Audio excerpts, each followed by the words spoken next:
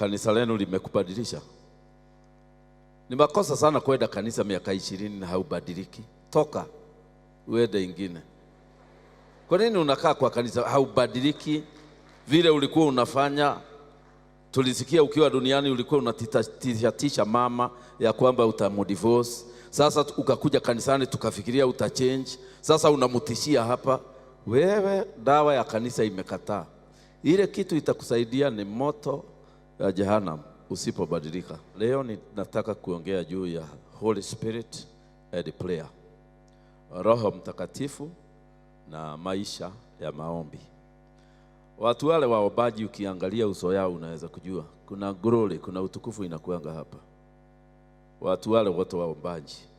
Na watu wale ambaye wanapenda kuomba sana, wakikosa nafasi ya kuomba wanahangaika.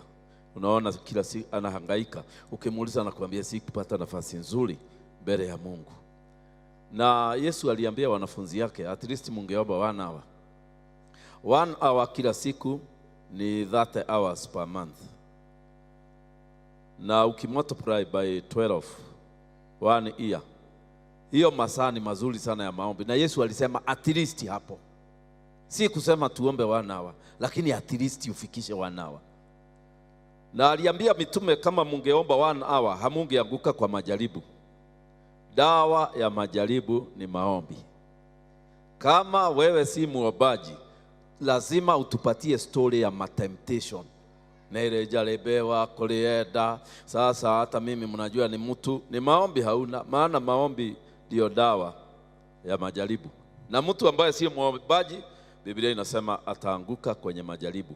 Majaribu haijali kama wewe uliokoka zamani, wewe ni mkubwa kanisani, wewe ni mtu ambaye ni mashuhuri. Majaribu haijali wewe umeenda mpaka wapi. Majaribu inakuta kila mtu. Haiheshimu gasi zako za kiroho. Yesu alijaribiwa na ndiye Mwokozi. Alijaribiwa na majaribu 3. Na moja katika hiyo majaribu ilikuwa ya chakula. Na mwanamke wa kwanza Hawa alipokuwa hapa duniani alijaribiwa na majaribu 3. Na ya kwanza ilikuwa chakula. When she saw the tree was good for food. Yesu naye ya kwanza ilikuwa tengeneza hii mawe hii mikate. Na wote kwa sababu mwanamke siku hizo hawakuwa wanaomba kama leo, alianguka na ndio tumefaa hizi nguo tumefaa. Tungekuwa tunakaa kama ng'ombe ama mbuzi. Na hatungekuwa tunaona aibu, maana macho haingekuwa imefunguka. Kwa hivyo vile unakaribia Mungu ndivyo unafunika mwili. Vile unakaribia shetani ndio unafunua. Kabla sijahubiri ni vizuri kuangalia jirani amekaribia nani sana, ni Mungu ama ni devil.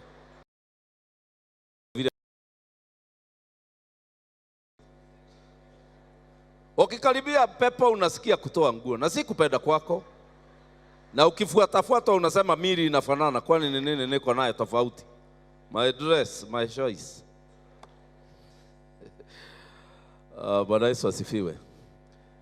Nimeongea hivyo ndio hata kama unafaa nguo ya pesa nyingi namna gani, usiweke imani yako ndani yake. Ni sign ya kwamba mwanadamu alianguka. Hii nguo ni sign binadamu walianguka. Na kule mbinguni itabidi tuvalishwe nguo, maana tukisha funguka macho tulifunguka kabisa. Kwa hivyo hata mbinguni tutavalishwa ile nguo nyeupe, ile nguo ambaye unanunua hapa, hainunuliwi kule. Unaipata wapi hiyo nguo? Unaipata kwa wajane, kwa maskini, kwa madhabahu ya Mungu, na pia unaipata kwenye matendo ya haki. Biblia inasema ya kwamba ni matendo ya haki, haujali yatima, wajane. Madhabahu ya Mungu unapatiana sheji. Kwanza ukitoa pesa nyingi unakumbusha Mungu kila siku, Baba ni mimi nilitoa zile 1500 Sunday. Mwisho unaona haitoshi, unamuona mtu mmoja wa kanisa, kuna 1500 niliweka kwa bahasha, sijui kama ilifika. Wewe nguo inanunuliwa na mtu silence, yani hausemi kile umefanya. So sasa leo katika prayer and the Holy Spirit, hii ni topic muhimu sana, a very important topic.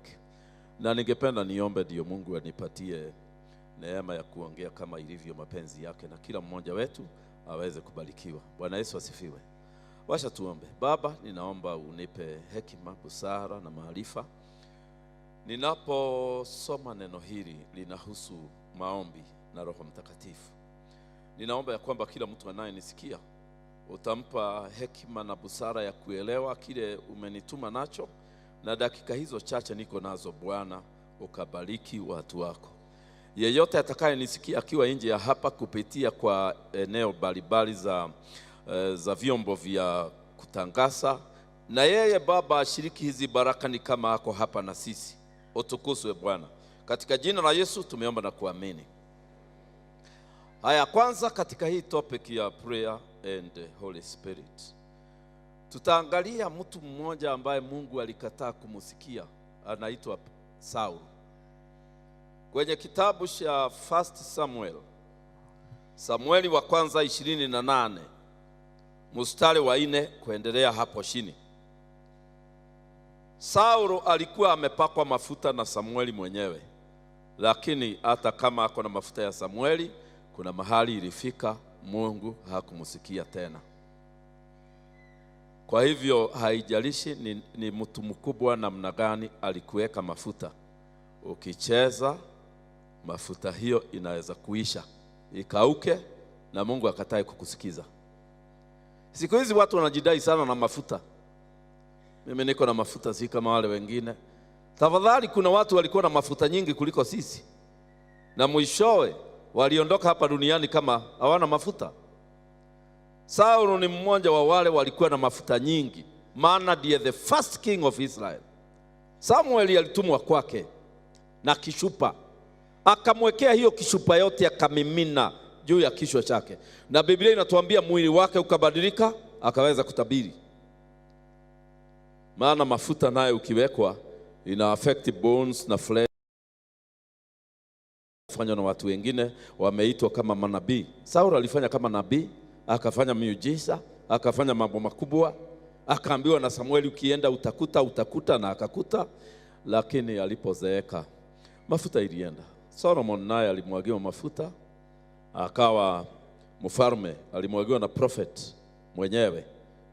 Yule alikuwa Israeli siku hizo katika Jerusalem, akamwagia mafuta Solomon, akawa mfalme.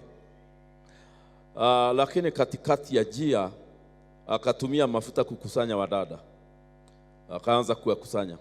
Unajua mafuta ukicheza na mafuta kama wewe ni ndugu kama mimi, unaweza kufika mahali katikati ya jia uanze kukusanya ladies, paka utakuwa na kibeti yako inabebwa na ladies, mtafsiri wako ni lady, kila kitu ni ladies. Unasema unajua wanawake hawana problem, wanakutia 100%. Ndugu yangu, Solomon alifanya the same mistake, na hakuna anointing kwa Biblia ya kukusanya ladies. Hakuna kama hiyo. Anointing ni ya kukusanya watu wote. Bwana Yesu asifiwe. Na mtu ambaye anataka ile mafuta iko juu yake iende mpaka mwisho, lazima atembee na maisha isiyoraumiwa. Na Biblia inasema Yesu akawatuma wawili. Kwa nini? Kwa sababu ya ushuhuda. So hakikisha kila mahali ukienda kuna mtu anaweza kukutolea ushuhuda. Bwana Yesu asifiwe. Saul sasa akapokea mafuta, akawa mfalme mkubwa, na mstari wa 4 unasema 1 Samuel 28. Nao Wafilisti wakakusanyika, wakaenda kufanya kambi huko Shunem. Saul akawakusanya Waisraeli wote, nao wakapiga hema katika Gilboa. Milima ya Gilboa ndio Saul alikufia. Lakini akakusanya wanajeshi wote wa Israeli hapo Gilboa. Alipowaona majeshi ya Wafilisti, Saul akaogopa. Aliangalia tu ile majeshi yote ni ya Wafilisti, akatetemeka. Na moyo wake ukatetemeka sana. Akafanya kile na sisi huwa tunafanya. Maana unapokutwa na mambo ya kukutetemesha, maombi ni muhimu sana. Why do we pray? Tunaomba kwa sababu sisi ni wanadamu. We always need higher authority. Tunahitaji mamlaka iliyo juu yetu. Akaomba. Na Biblia inasema akamuuliza, Bwana hakumujibu. Hii ni mara ya kwanza kuona mwanadamu ambaye anaongoza mamia na maelfu na mamilioni ya watu, Mungu amekataa kumjibu. Na ni mpakwa mafuta, na ni mtu ameitwa, Mungu akataa kujibu. Na wakati Mungu anakataa kujibu maombi, kama ya Sauli ilikataliwa kujibiwa, ukikosa na wewe kuwa mwangalifu, unaweza kufika mahali uone haujibiwi tena.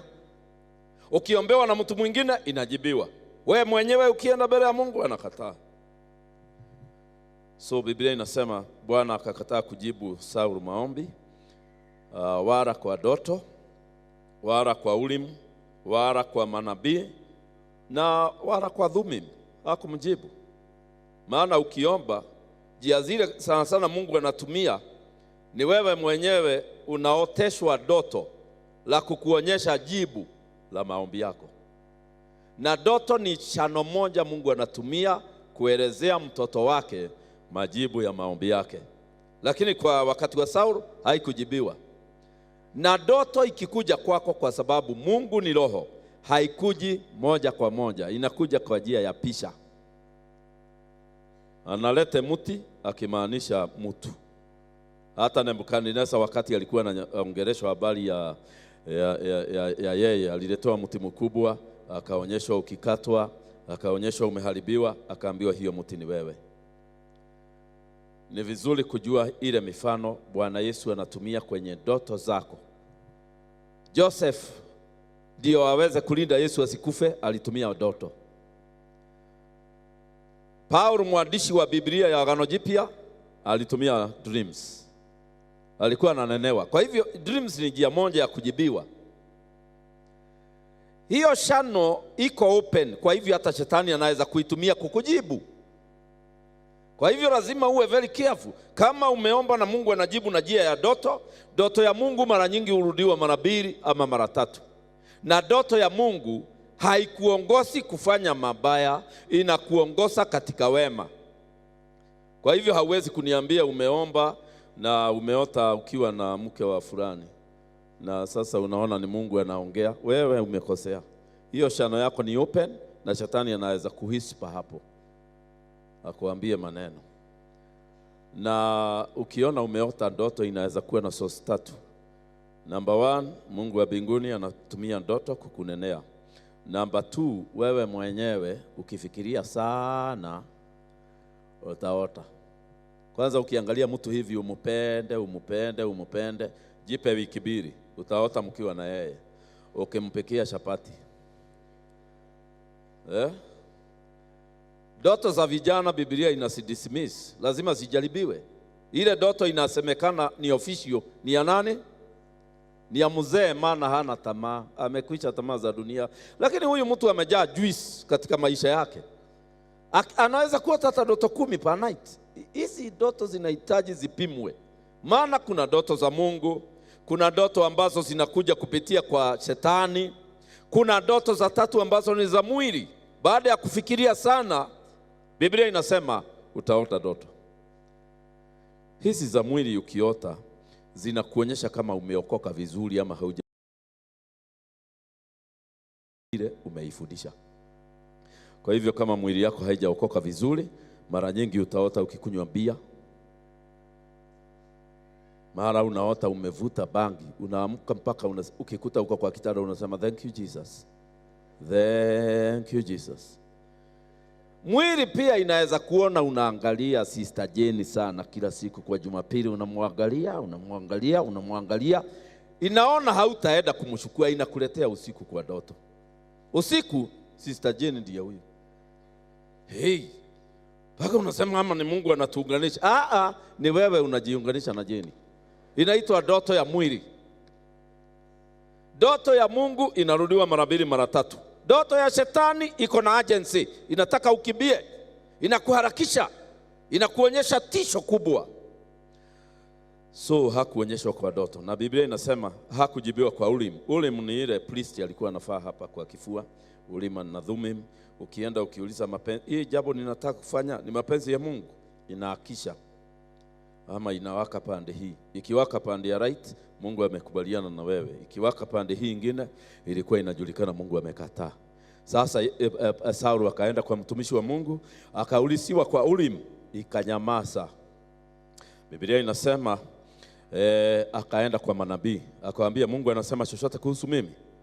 Akasema hapana, hakuna kitu anasema. Na ni vizuri kusikiliza manabii wanasema nini juu yako.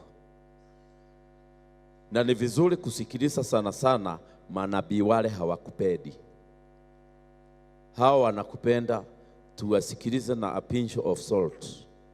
Nimeona mabasi yamepanga laini, wewe sikiliza na kachumvi kadogo, ushika hivi. Lakini huyu mtu anakuwa nanga, unaona kabisa na haribu uso, profesi yake ni mzuri sana kusikiliza, maana jicho lake linaona makosa yako haraka. Watu wale wanakupenda hawaoni makosa yako. Ukipenda mtu haonagi makosa yake. Lakini mtu ambaye haupendi, unaona tu kasoro zake, hii kitu hivi hawezi. Na watu wale una criticize sana, hauwapendi. Unaona kila mtu unatoa makosa yake sana. You don't love them. Hata kama unasema lakini nampenda, unajua ni vile unaona mtu vile. Upendo hufunika mabaya yote. Kama unapenda mtu hauone kasoro. Wale wazee mko hapa mnataka kudivorce wake, angalia wakati ulikuwa unakawinda hapa town, ulikuwa unaona kasoro yake? Kwanza akikanyanga hivi unashangaa, unasema na ameubwa.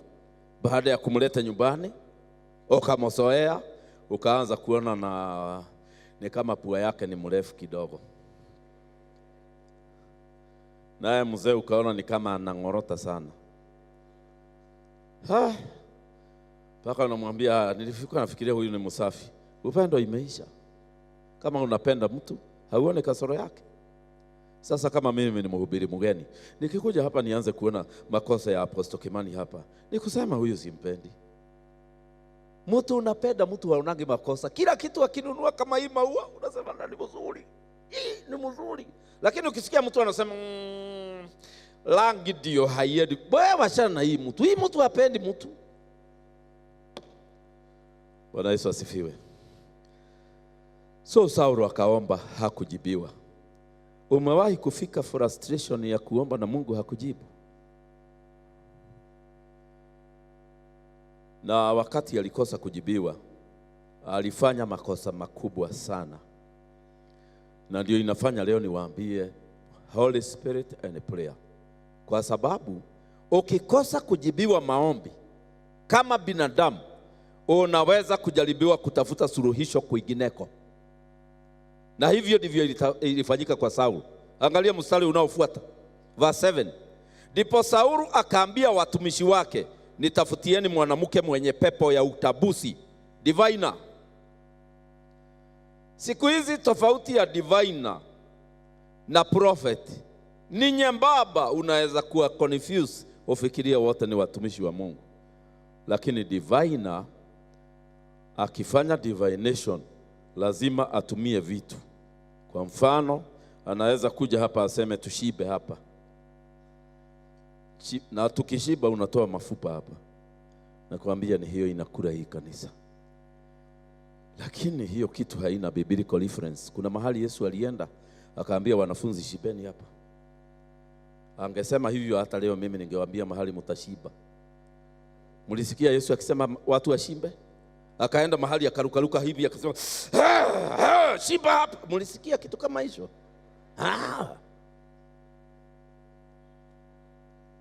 Bwana Yesu asifiwe. Na divination mara nyingi inatabiri ikielekea reverse. Kutabiria mtu mambo imepita ni hatari kubwa. Kwani nyumbani mlikuwa mnapakana na mtu alikuwa anaitwa John? Ni kweli. Na John alikuwa na mke na watoto watatu. Ni kweli. Na wa kwanza alikuwa anaitwa Marion. Hiyo utabiri naangalia na huko tumetoka. Wachaneni naye. Tunataka unabii kama Daniel unatumikia miaka 1000 kule mbele. Lakini hii ya kutuambia jana usiku tulikula ugali na managu, wachaneni naye. Mwambie hiyo sio unabii ya kutisha, hata my children know I ate ugali ya managu. Divination inaletanga mambo ya past. Hali nabii wa kweli mara nyingi akitabiri anatabiri kule mbele. Na unabii unakuanga na suluhisho. Divination haina suluhisho. Unaambiwa maneno alafu unawachwa ujue vile utafanya. Nimekuombea na nimeona uko na ndugu watatu. Ni kweli mtumishi. Na wa kwanza anaitwa Degwa. Ni kweli mtu wa Mungu, kweli kweli. Na wa pili huyo watatu ndiye anakuranga wewe. Huyo ndiye anawakura. Mungu awabariki, tuendelee. Hiyo mtu tumemfanya nini? Tumempiganisha na ndugu yake ya kunyonya. Hatukumpatia suluhisho. Kwa hivyo imekataa unabii ya kweli. Bwana Yesu asifiwe. Hata kuna mzee alitabiriwa na mtu diviner akamwambia berani ulidate wasichana wawili. Ya Ann na Jane. Na ukachukua Jane kuwa mke wako, ulikosea, ungechukua Ann. Mungu akubariki. Sasa hii ni nini? Unawashwa forest uamue, na pengine utaamua kutafuta Ann na maisha yako itaharibika. Na kama wewe ni diviner na umetembea kanisa hii, leo tumekumaliza katika jina la Yesu. Na nilimaliza diviner mwingine akaleta shida sana. Niliambiwa na Bwana nikiwa nyumbani, enda kwa mama fulani umwambie hiyo sio roho yangu anatumia. Nikaenda kwake, nilikuta anafagia, anarudi reverse, akakuja akanigonga. Akaniambia, ni nani? Nikamwambia ni mimi Harrison. Akaniambia how? Nikamuuliza kwa nini unauliza how? Akaniambia mimi naonanga mtu akiwa stage. Ukishuka kwa bus na kuona, naona majina yako yote, na kuona kila kitu. Wewe umekujaje nimekuoga hapa na sija kuona? Nikamwambia ni sign ya kwamba ile roho uko naye sio ya Mungu. Ndio haukuniona. Akaanza kutetemeka. Akaniambia you are sure sio ya Mungu? Nikamwambia bona haukuniona? Akaniambia niombee, akapiga magoti. Mtu diviner akipiga magoti hiyo roho imeenda na haitarudi tena. Ikaenda. Tukaongea, hata akaniambia nimesikia ile misigo nasikianga, hata nasikianga ndege zikilia, nasikianga kama ni nyuki zimeenda. Halafu baada ya siku mbili amekuja, niambie nitatoa chakula wapi? Hiyo kitu ilikuwa kuletewa chakula na mapepo ni hatari. Okay, wacha tuachane na huyo. Saul aliambia nani wamuonyeshe mwanamke diviner? Na wanawake ndio wanashikangwa na hiyo roho ya divination sana. Na wakishika roho ya divination wananona sana. Wanakuwa wakubwa. Roho baya hii ya utabusi. Akasema munitafutie mwanamke mwenye pepo. Mungu akishindwa na kujibu mtu fulani maombi, huyo mtu akose kutafuta njia ya kurudia Mungu, atatafuta washawi, atatafuta waganga ambaye watampa majibu, lakini atalipa. Saul alipewa majibu na hii mwanamke. Akamjibu badala ya Mungu. Akamwambia nikuitie Samueli, akamletea Samueli. Roho ya Samueli ikatokea ndio hii. Alilipa na nini? Hiyo ukiletewa mtu amekufa uletewe muongee na yeye, malipo lazima iwe na damu. Na hii mwanamke alilipisha Saul mwili yake. Yeye Saul alikufa mwenyewe. Alikufa ile tunaita premature death. Sasa ningetaka nikuulize swali. Pengine umefika mahali umekosa kujibiwa maombi, umeenda kwa wachawi na waganga? Umeenda kwa mtu anaye kusoma mikono? Je, kuna kitu umejifunga kwa kiuno cha kukuletea bahati?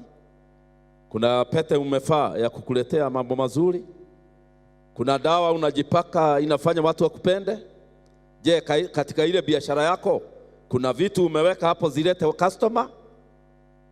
Wewe sasa utalipishwa kwa sababu umewacha Mungu wa kweli. Duka ya mtumishi wa Mungu na mtu wa Mungu haiwekangwi vitu. Bwana Yesu anatosha hiyo duka peke yake. Hata haiwekwi Bible. Haleluya. Maana kuna mtu tena anatumia Bible kama ushawi. Hata kuna mtu aliniambia, huyo mwanamke unasema ni diviner, ninataka kukataa kwa sababu anatumia Bible. Anafanya namna gani? Hata jina langu alilisoma kwa Bible. Mimi nilishaka sana. mtu anaitwa Nyaguthie ameandikwa kwa Bible? Nyaguthie hakuna. Angalia First Chronicles, mambo ya Nyakati, Chronicles chapter 10 verse 13. Inasema hivi: basi Saulo alikufa kwa sababu ya kosa lake alilomkosea Bwana, kwa sababu ya neno la Bwana alilolishika, na kutaka shauri kwa mwenye pepo wa utabusi aulize kwake. Kifo cha Saulo kimesababishwa na wakati maombi ilikosa kujibiwa, akaenda kutafuta mwanamke amjibu maombi. He died a premature death. Na mpaka leo kila family ambaye inatafuta ushawi na uganga imeshimba ikaweka vitu vya kusimamia ushawi kwao nyumbani, lazima wawe na mazishi, na ni mazishi ya watu hawajafikisha miaka ya kukufa. Na hiyo mazishi, of course, wahubiri wanaenda wanasema ni Bwana alipeana, ni Bwana alishukua, lakini ukweli ni kwamba Bwana alipeana, shaitani ameshukua, kwa sababu walitafuta mshawi. Wale wako hapa ambaye hawajawahi kwenda kwa waganga, usiwahi kujaribu. Lakini hapa kuna watu wameingia kwa hizo manyumba, majina yao yamewekwa X kwa sababu wamewahi kuconsult other gods. Hata ukisema napenda Mungu, nasema huyo ni betu, lakini washa aende kwa kanisa, baadaye atatuona. Nakwambia sasa, kanisa kama hii, Mungu akiniambia nikae kama pale kwa mlango, nipige kila mtu biligisheni, ninaweza kubaki na vitu pale mshangae. Aliniambia siku moja, ambia watu saa hii nitawamaliza. Nikawaambia Mungu amesema atawamaliza saa hii, na hewa ikabadilika. Watu wakaanza kupiga duru, oi Mungu tuhurumie, tuhurumie. Halafu nikauliza Mungu, unataka nini ingine? Akaniambia waambie wote wako na vitu wamepewa kwa washabi na waganga wakuje hapa mbele. Nikaitana. Nilishangaa sana kuona mpaka viongozi wa ibada, watu wa kwaya wakiwa hapa wanatetemeka. Na nikawaambia hiyo kitu mnasikia kifanya kelele huko ni kifo. Kuangalia kwa kanisa hakuna mtu alibaki kwa viti, watu wote walikuwa hapa. Paka nikasikia kulia, na vile nilikuwa najidai hiyo kanisa ni safi, hii kanisa inaenda mbinguni, kumbe miungu ni miwili.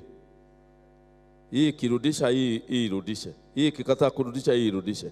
Nikawaambia kila, Bwana akaniambia waambie kila mtu kile alicho nacho aweke chini hapo amesimama na asirudi kuwa nacho. Na nikasema kila mtu afunge macho. Kaona watu wanafungua nguo, watu wanafanya. Nikawaambia sasa baada ya kuombea, endeni. Hapa kuliwashwa vitu, paka vitu vingine unaona kabisa inaenda hivi. Hii vitu ya mikono nilikuwa nafikiria ni oil silo za gari, kumbe ni ushawi. Nikaona vitu kama chameleon, mifupa, vitu nyingi. Lakini ile ilinitisha, ni chupa kubwa ya Tritop ikiwa imefika karibu kujaa, vitu viko haidani. Nikajaribu kusema mwenye hii chupa, maana sijui ulikuwa umeweka wapi, unione baada ya ibada hakuna mtu alibaki. Tulishoma ushawi huo. Baada ya hiyo ushawi kuushoma, ndio kanisa letu lilipata breakthrough. Miujiza ikaanza kufanyika every Sunday. Mtu anakuja, unaona uvimbe huko kwa shingo, unapotea. Unaona mtu amekuja kanisani, tumbo iko huko, unafikiria ni mtoto, inakuisha yote inakuwa flat. Baada ya ushawi kushomwa. Haiwezekani Mungu akujibu na umeenda barabara ya Saulo. If you have gone the way of Saul, umejimalizia maisha yako. Mungu na wewe hamna sehemu. Na lazima leo ubadilike. Jambo la pili ni kwamba kuna watu hawajibiwi, si kwa sababu wameenda kwa washawi wala kwa waganga. Bwana Yesu asifiwe. Na siku hizi washawi hawafai ile rangi nyeupe ile wanawekanga hapa kwa jicho hivi. Tena wanaweka nyeupe hapa, alafu wanaweka kitu ya kutisha hapa kama masho. Washawi wa siku hizi wanafaa suti na tai. Madevoshi hawa waabudu sanamu, wanafaa vizuri, wanaendesha gari mzuri, hawaogopi. Bwana Yesu asifiwe. Tulishika mshawi mmoja kwa kanisa letu. ambaye alikuwa anabadilika anakuwa vitu vingine kwa kanisa, lakini alikuwa amevaa vizuri, nguo za kisasa, na ako na saa kama hii, na kila kitu ni mzuri, na akaniambia naishi nyumba vizuri. Nikamwambia na unafanya nini? Akaniambia kazi yangu ni kukuja kanisani kuhakikisha washirika hawasikii mahubiri. Mkianza kuhubiri mnahama nyote. Tukianza kuhubiri washirika wote wanahama, wanaenda nyumbani kwa biashara, wengine hata wanafikiria juu ya coast Mombasa pale kwa beach wanafikiria, lakini wamekuangalia tukisema haleluya wanasema amen, alafu wanarudi kwa beach. Hata saa hii unaweza kuwa unaniangalia lakini ulienda ukaniwashia mwili lakini roho ikaenda. Hata hiyo ndio kazi wanafanya. Mhubiri anafikiria mahubiri imefika lakini hakuna kitu imefika. Watu walikuwa nje. Hata mwingine amekaa hapa ameangalia mhubiri hivi na anafikiria juu ya Mary. Sasa Mary vile nitamshika baada hii baada. Na mimi nasema haleluya, anasema amen. Mary sasa vile hiyo kazi wanafanya hawa. Bwana Yesu asifiwe. Jambo la pili linafanya Roho Mtakatifu asihusike kwa maombi, na ukiomba ukose kujibiwa, ni kuomba na udhaifu. Ukiomba na udhaifu na ukose kuruhusu Roho Mtakatifu akusaidie, maombi yako haitajibiwa na utakuwa frustrated in your prayer life. Nimesikia watu wengi wakisema nilifasti siku 14 na sitafunga tena. Niliamua mimi nitakula. Na ni kwa nini? Hakujibiwa. Ukimuuliza hii maombi ulikuwa unaomba, nieleze ulikuwa unaombaje, na kuambia ukisikiliza maombi yake, hata kama wewe ungekuwa Jehova haugejibu. Lakini alifunga na akaenda kuomba, lakini it was wrong prayer. Nitawapa mfano halafu niende kitabu cha Romans. Niwape mfano wa Suleiman. Ukisoma kitabu cha 1 Kings chapter 3 na sitasoma verse 5 alafu mpaka verse 12. Biblia inasema ya kwamba Suleiman alitoa sadaka 1000, na mtu ametoa sadaka kiasi hikyo ako na right Bwana Mungu amtembelee, atake kujua ni nini inafanya anjase madhabahu ya Bwana na njia hiyo. Bwana Yesu asifiwe. Mimi nakumbuka siku ya kwanza niliguswa na Mungu sana, nikatoa vitu zote nilikuwa nazo masaa na nini, nikapeleka kwa nyumba ya Mungu bila kujua anything. Usiku huo Bwana alinitembelea, akaniangalia na macho ya huruma, nikashangaa. Sijui kuwa sadaka zako na nimekuita kwa kazi yangu. Nikakibia kwa pastor nikamwambia vile ametokea. Pastor akaniambia hata yeye mwenyewe hajawahi kutokewa na Yesu, nishunguse sana kama ni Yesu ama ni kitu kinanidanganya. Nikamwambia huyo ni Bwana. Niliona mikono yake. Nilikuwa ninaitiwa hii kazi niko naye, lakini pastor yule alikuwa juu yangu, hakuwa na mwito kama huo. Kwa hivyo ndio alidoubt, akaona kama si Mungu, lakini ilikuwa Mungu. Sasa Suleiman baada ya kutoa sadaka 1000, Biblia inasemaje? Alitembelewa usiku, akaulizwa sema ni kitu gani ungependa. Maneno ambaye leo tukiambiwa, imagine kama leo uambiwe hapa Nakuru, sema ni kitu gani ungependa, utasema nini? Utasikia mtu akisema baba nataka meli.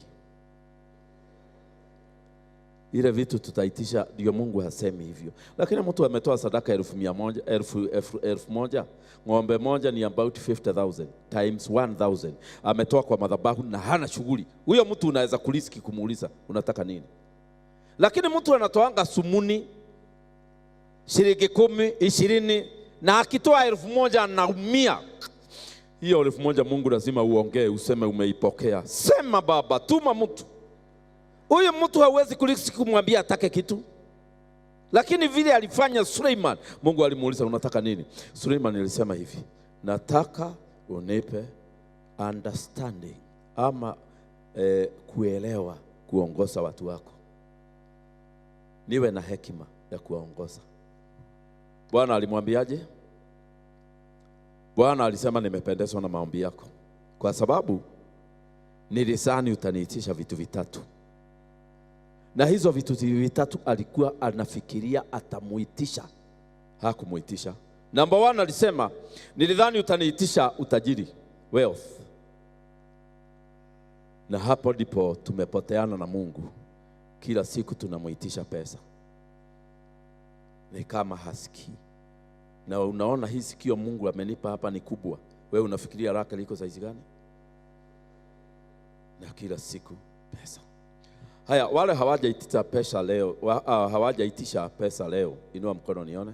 Ndio nijue tuanze hapo. Kama leo hujaomba pesa. Aha. Okay, zimekuja. Haya, jana, kama jana haukuitisha,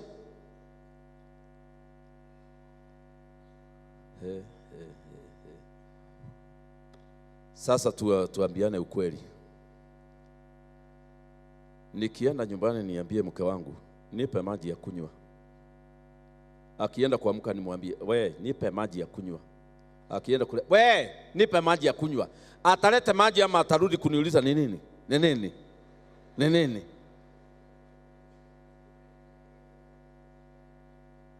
Wewe kama uko na mtoto akuitishe kitu kwa duka, akuitishe tena na tena, mtasikizana? Hapo ndipo watu wengi wamekosana na Mungu. Maana maombi yao ina major on wealth. Na ukiona anatoa machozi ni pesa. Kwanza ukiona amekataa chakula ni pesa nyingi. Ama tusome hapo. Wacha tusome. Wengine vile wananiangalia. First Kings. Na kukataa kuitisha pesa. Nilikataa kuitisha pesa mwaka mmoja, mpaka una miss kuitisha. Unaenda kusema baba nataka kuitisha, baba nilikuwa ninasema haleluya haleluya haleluya. Unafunga break mpaka unasikia umesifunga.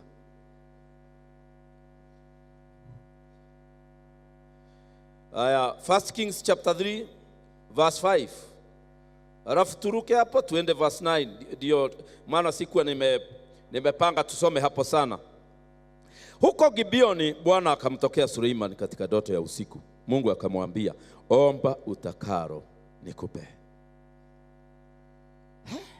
Suleiman akasema mambo mengi, hakuongea direct. Suleiman mwenye hekima, haombagi Mungu direct. Unamuendea hivi. Unajua ukitaka kudeal na wazee hauendangi direct. Kama your husband ni older than you, humuitishi vitu moja kwa moja, unaenda hivi. Ni kama unaongea juu ya kitu kingine lakini unamuitisha. Lakini hii matatizo ya kusema moja kwa moja nataka hii na hii, ndio unaona mzee ameamka, rudia tena, umesema nini? Unasema wewe kwani hautaki nikuitishe? Suleiman aliitisha mzee wa miaka. Akamwambia kuna kitu ninataka, lakini alimwambia umefanyia mtumwa wako Daudi baba yangu fadhili kuu. Hakuitisha direct, alisema kwanza juu ya baba yake Daudi. Maana alijua Daudi ni favorite ya Mungu. Ukitaka Mungu akupatie vitu, taja watoto wale favorite. Yakobo, Israeli, Isaka, Abraham. Lakini kwenda mbele ya Mungu kutaja watu kama Kaini na watu wengine kama hawa. Si vizuri kutajia Mungu watoto wale wabaya. Maana tunawajua listi ya watoto wabaya kwa Bible. Tunawajua ama hatujui? So Biblia inasema umetendea baba yangu fadhili kuu kadiri alivyoenda mbele zako katika kweli. Akasema mimi sasa mwana wake ndio nakaa kitini chake leo. Na sasa Bwana Mungu wangu umenitawaza niwe mfalme baada ya Daudi baba yangu, na mimi ni mtoto mdogo. Mtumwa wako yu katikati ya watu wako uliowachagua, watu wengi wasioweza kuhesabiwa. Kwa hiyo nipe mimi, verse 9, mtumwa wako moyo wa adili, ni wahukumu watu wako na kubabanua mema na mabaya. Maana ni nani awezaye kuhukumu watu wako walio wengi? Akaomba hekima. Neno hili likawa jema machoni pa Bwana, ya kuwa Suleimani ameomba neno hili. Mungu akamwambia, kwa kuwa umeomba neno hili, hukujitakia maisha ya siku nyingi. Kwa hivyo kitu ya kwanza, watu wamepoteza energy nyingi ya kiroho, spiritual energy, wakiombea ni kuishi sana.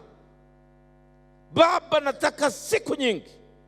Kwanza watu kiwaambia tufunge kifo, na kifo ukikiambia polepole, kifo ondoka, kinaweza kuondoka. Unasikia watu wamejitayarisha kifo.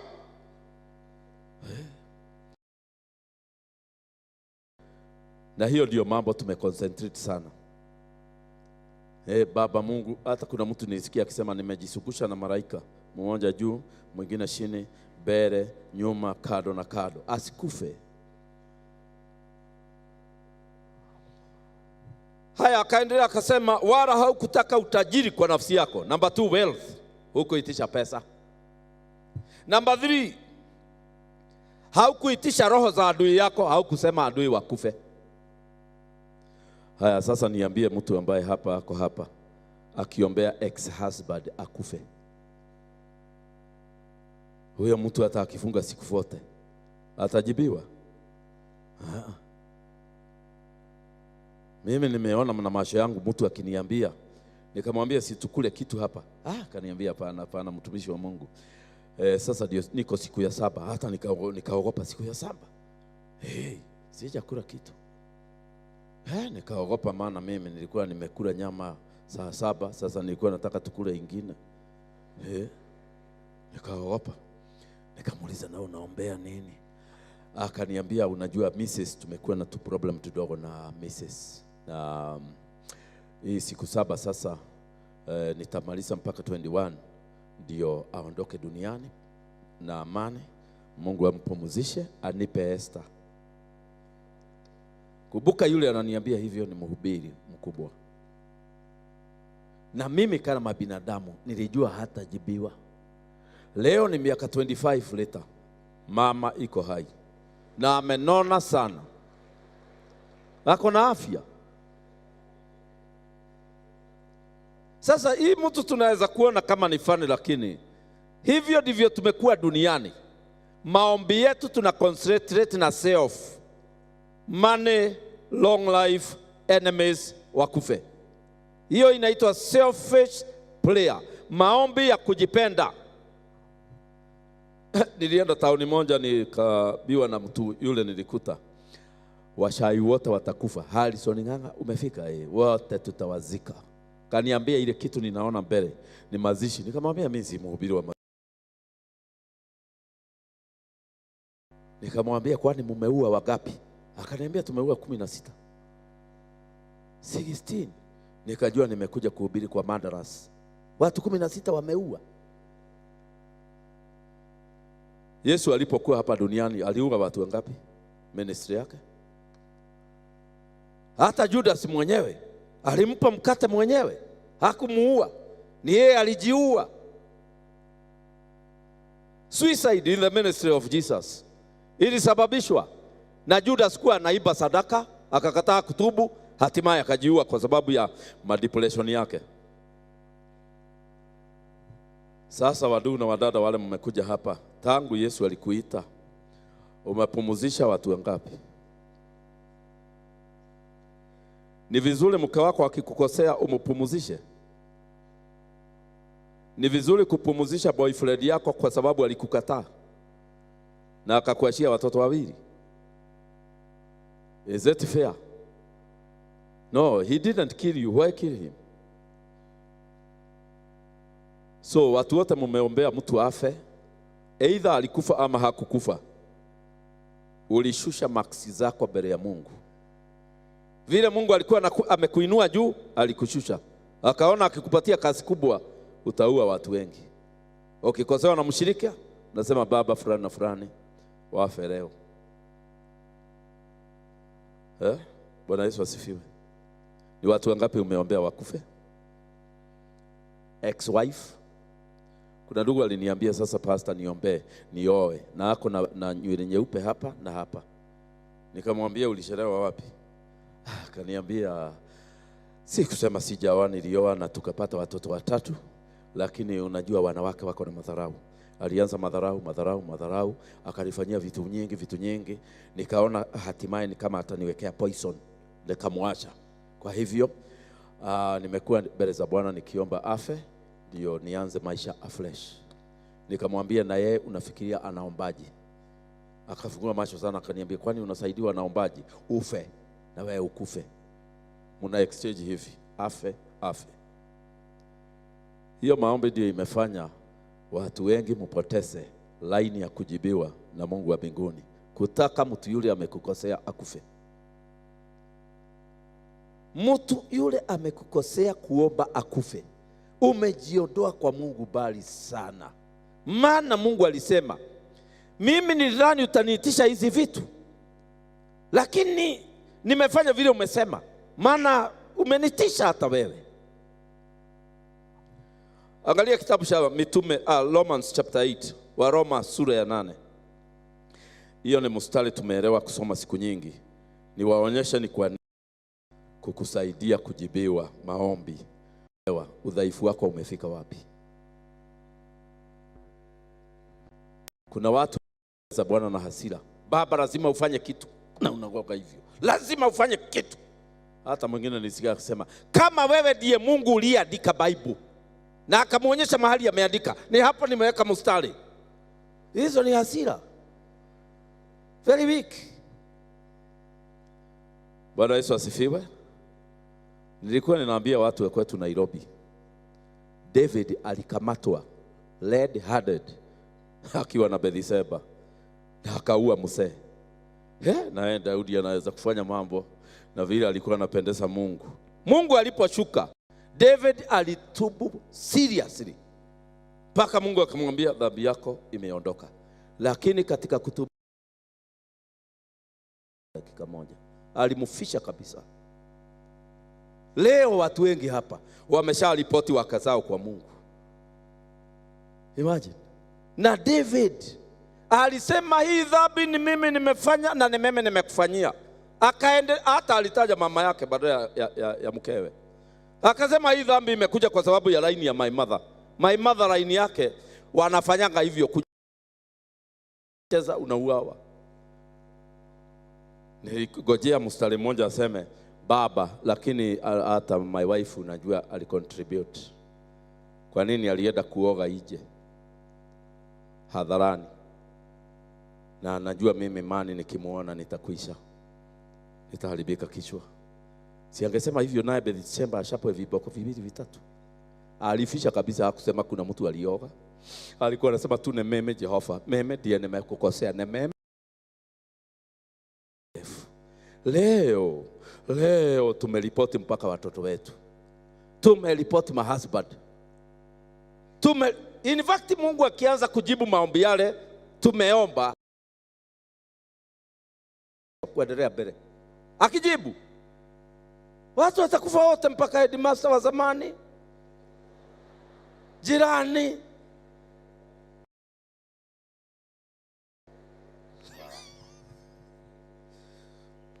Romans 8 verse 26.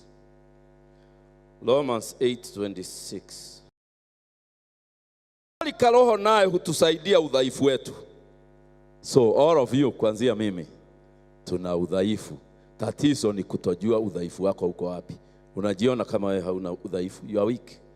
As long, Biblia inasema all flesh is weak. Kila mtu ako na hizi nyama, ako na udhaifu. Tatizo ni kujua ni pande gani niko mdhaifu. Na wale tumeoa, ukiuliza your wife anaweza kukuambia ni pande gani niko mdhaifu. Atakueleza. Hajui kuongea. Na watu wale hamjui kuongelesha wanawake, hata kwa Mungu mnaendanga tu na hiyo maneno, na ndio hamjibiwi. Lazima ujue kuingizana maneno. Na maneno ni wanawake walipewa watufundishe, ndio zinaitangwa mother tongue. Mama yako akufundisha kuingizana maneno. Mwanamke ndiye anajua ukiongea vibaya na ukiongea vizuri. Sasa tukisema hapa, kama haushiki hili neno, ukitaka kwenda unaweza kwenda. Wanawake ndio watashika nimetukanana. Lakini wanaume watasema ndio, ni vizuri aongee straight hivyo. Lakini wanawake watasema hiyo ni matusi. Hiyo haongei vizuri.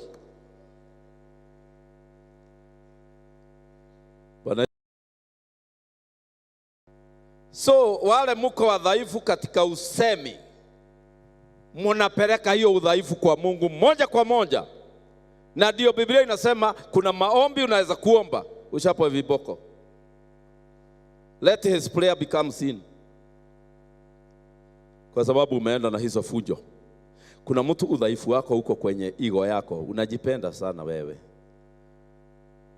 Tukiangalia maombi yako ya 1 hour, yote imejaa I, me, myself. Yote imejaa hivyo. Meme. Hata ukisikia anafukuza shetani, anaifukuza mahali atasaidikia. Pepo ondoka na yapate kitu. Haya, uliza jirani, wewe umejua udhaifu wako? Haya, kuna watu hapa udhaifu wenu ni chakula, si ndio? You have a problem with the food. Hata tukisikia kwako kuna shida, ina revolve around food. Na sometimes unaenda na kifunguo ya drawers mahali mnaweka chakula. Nasema mtoe sukari ya kupika mchana. Haya, toa kila kitu, kata mafuta ya kupika mchana. Fugia hiyo nyingine, leta kifunguo. Unaenda naye kwa ofisi. Maana problem yako ni food. Alafu sasa wageni wakikuja wanashindwa, wanaambiwa ya kwamba mtosheke tu na tumaji. Wanashindwa kusema mzee alienda na kifunguo. Kuna watu udhaifu wenu ni kujipenda. You love yourself very much. Unajipenda sana. Hata picha ya watu wengi ikipigwa yako ndio unatafuta haraka. Madasi 5 ikiwekwa kwa meza, unachagua ile kubwa haraka kabla ya wengine. Wewe unajipenda sana. Hiyo roho utaenda naye kwa nani? Na ndio Biblia inasema ya kwamba ni vizuri kuchunguza. Ujue I am very weak in area of food.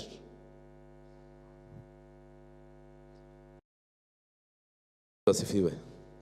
Haya, kuna watu mwiko wadhaifu sana kwenye eneo ya relationship. Hamjui kukaa na watu.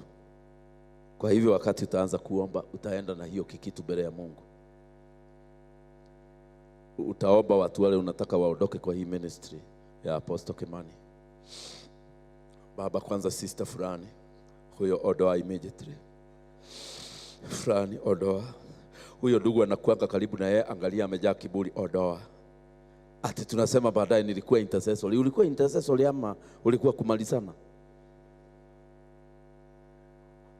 Unafuta watu kasi na maombi mbele ya Mungu kweli? Kwa hivyo ndio Biblia inasema ya kwamba kadhalika roho hutusaidia udhaifu wetu. We are weak. Kama raini ile umetoka ya family iko na roho ya kuua, na wewe utaenda mbele ya Mungu na hiyo roho ya kuua. Kama kule umetoka mko na roho ya competition, mashindano, ni hatari sana. Unaona apostle amesalimia mtu hapa mara 2. Brother anamsalimia hivi, huyo anakuwa marked. Anaona baada ya ibada, wewe ni nani? Unajuana na apostle namna gani? Apostle akirudi kutafuta ndugu hapa hakuna. Amenyongwa. Amemalizwa. Hawezi kuja tena. Sisi tulikuwa na nabii kanisani. Tunasema tutulie sasa tusikie Mungu anasema nini. Mungu anamtumia. Kukakuja nabii mgeni ambaye hajulikani. Tukasema tutulie wadugu na wadada, tusikie lugha na tafsiri. Tunataka tusikie mtu mmoja aongee lugha, mwingine atafsiri. Alitafsiri mgeni. Mimi niliona macho hii yangu. Yule amesoea kutafsiri akisonga songa karibu na yeye. Kagongwa.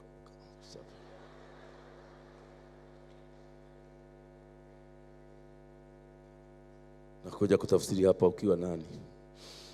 Kwanza hatujui umetoka wapi. Bwana Yesu asifiwe. Kama kule ulilelewa haukupenda baba yako, kwa sababu ya kukugonga mara nyingi na kiatu na mkono, kukusomea, kukuambia hauna akili, kukuita pengine maraya na kahaba, wewe unakuanga anti-man.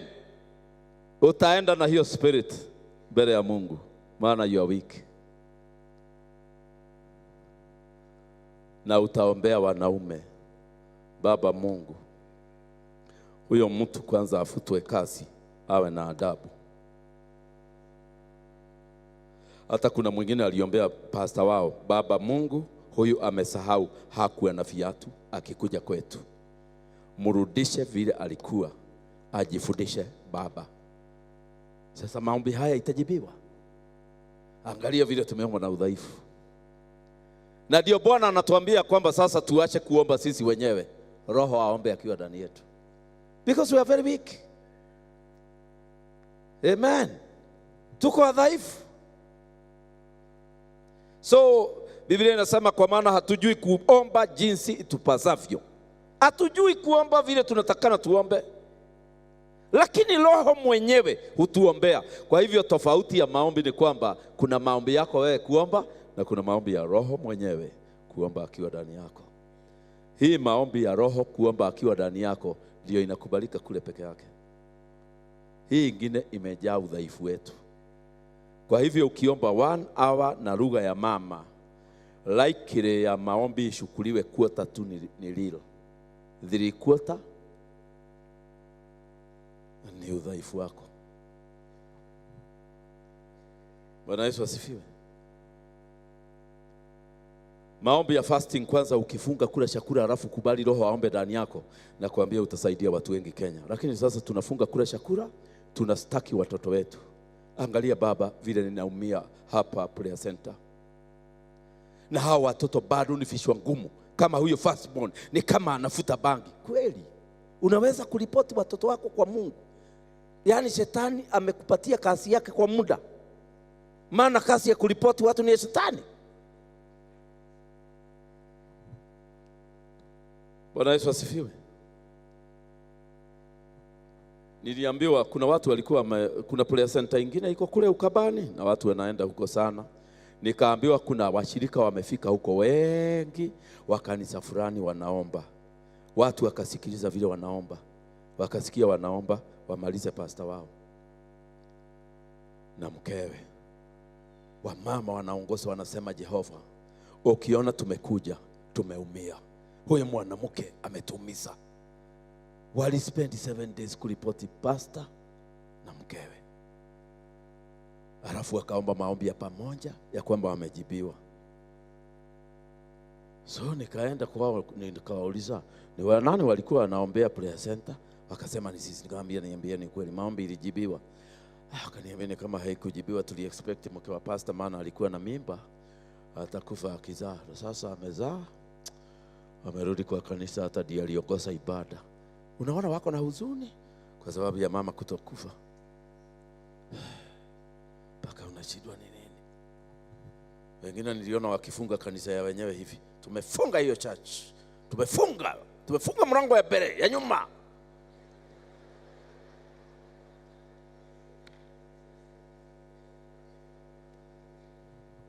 Bwana asifiwe. Hii mambo ni kusema ya kwamba tusitegemee sana maombi ya akili. Tutafute vile Roho ataomba akiwa ndani yetu. Na Biblia inasema Roho akiomba akiwa ndani yetu, anaugua na kuugua kusikoweza kutamkwa. Wewe maombi yale tu ninasikia tukiomba hapa si ya kuugua. Maombi ya kuugua hata jirani atajua hapa si maombi ya kawaida. Ni maombi inatoka huko ndani, unasikia mtu anaugua kabisa. Lakini ila maombi ya kistaarabu. Rabarabarabu shandaraba. Rararaba sharaba karaba shanda, na unaangalia sana karaba sharaba karaba. Hiyo maombi ya ustaarabu haitakikani, kwa sababu naye utaomba kulingana na tamaa zako. Bwana Yesu asifiwe. Nitamaliza kwa kusema hivi. Kristo aliomba maombi matatu katika Biblia. Na hiyo sina haja ya kusoma, lakini mmeyasoma siku nyingi. Aliomba the same thing 3 times. Haikujibiwa. Mungu alinyamaza. Kuna wakati unaweza kwenda mbele ya Mungu aamue kunyamaza. Ni kusema hii kitu unaomba ni mapenzi yake, unataka na uendelee vile kinaenda. Maana Kristo aliomba, kama ni mapenzi yako niondolee hiki kikombe Baba, lakini mapenzi yako itendeke. Na akasema the flesh is weak, but the spirit is willing. Roho hii radhi, lakini mwili dhaifu. Kwa hivyo hata Kristo akiwa na nyama hizi aliomba asikufe kwa msalaba, na alikuwa amekuja akufe kwa msalaba. Kama Kristo aliwezwa na nyama, na wewe? Watu wale wanaombea bwana yao akufe hapa ni wengi sana. Kwanza ukisikia usiku ni kama anasema sema thank you Jesus, maombi imeanza kujibiwa.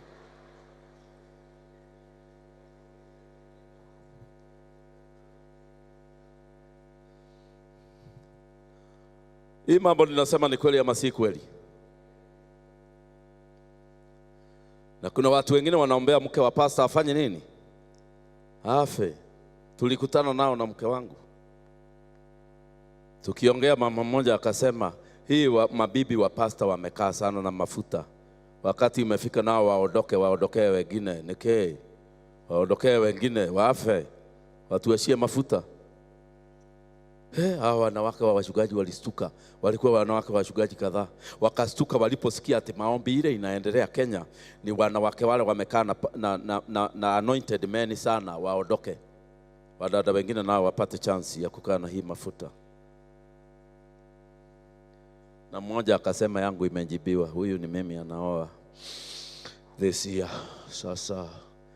Na hawa ndio sasa wako kwa maombi haya, nao waondoe mtu nao wakae na mafuta.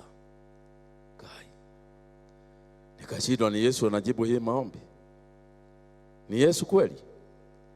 Inaitwa spiritual witchcraft kanisani, kumalizana kanisani. Baba nimeondoa fulani karibu na pastor wetu, aondoke, go move. Wewe unafikiri ni shetani anaambiwa move? Kubwa ni ndugu wako hapa anaambiwa aondoke. Ukiomba mara 3 kitu na uone hakijibiwi, Mungu anataka laini hiyo umeshika uendelee naye. Dakika 2 ambazo nimebakisha nitakuonyesha maombi yale watu future yao. Maombi ya kutaka kujua future yako ni tofauti na maombi hii nyingine, kwa sababu unataka Mungu afungue kitabu na kurasa hatujafika. Nionyeshe nitaolewa na nani, nionyeshe huduma hii itaenda namna gani miaka 10 ijayo, nionyeshe Baba kama utataka nikutumikie mwaka gani na ni lini. Hii maombi ndio watu wamejaa naye, maombi ya future. Niambie Baba biashara gani nitafanya, huyu mtoto wangu atakuwa nani, Baba Mungu nitaishi wapi, nitajenga wapi. Hizi ni maombi ninataka kujua, na tunajibiwa na baba yetu Ibrahim, na ndio nitafunga naye mchana wa leo. Angalia Genesis chapter 15. Genesis 15 mstari wa 8. Ibrahim alikuwa amepromisiwa mtoto siku nyingi. Mungu alikuwa anamwambia utapata mtoto, na akamwambia kwamba Ibrahim, mimi ni zawadi yako kubwa. Huyu mtu huyo mtumishi wako hata kuridhi, atarithi yule amezaliwa na wewe. Ibrahim akataka kujua ni siku gani hiyo utaamini kwa mtoto. Angalia verse 8. Akasema, Bwana nipateje kujua? Maombi yote ya kujua, I want to know, sio maombi ya kawaida. Hiyo ni maombi ya kutaka Mungu afunue kesho, afunue next year. Kwa mfano, ninataka kujua prophecy za mwaka ujao. Hiyo sio maombi ya kunyamaza hivi, Baba nataka nijue 2020 itakuwa namna gani, naye Bwana akuja kuambia andika itakuwa. Haikwendi hivyo.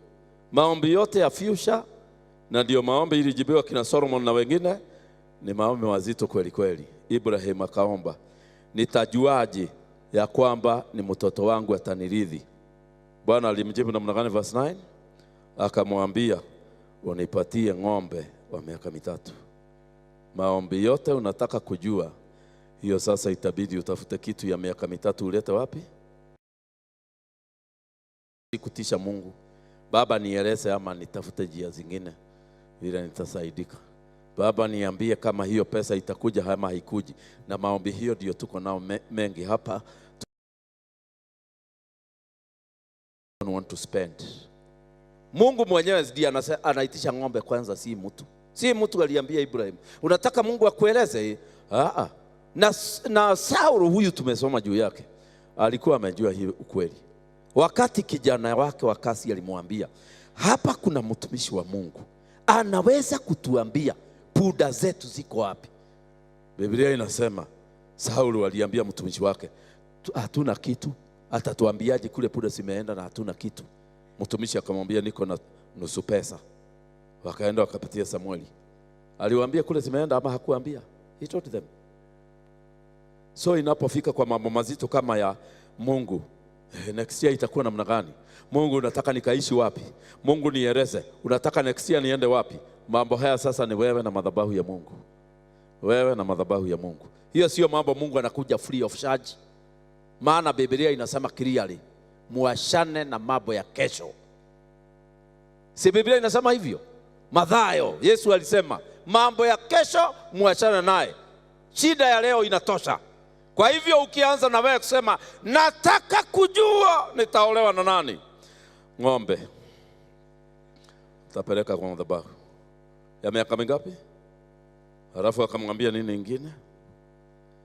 Sasa nasikia mtu akisema sasa niliona niende kwa mganga, maana nikiuliza Mungu kama huyu ndugu anataka kunioa ndio atakuwa baba ya watoto wangu. Mungu akanyamaza, hata nikamwambia abie manabii hakuambia. Ndio nilienda kwa huyo diviner na akaniambia huyo mtu niwachane naye.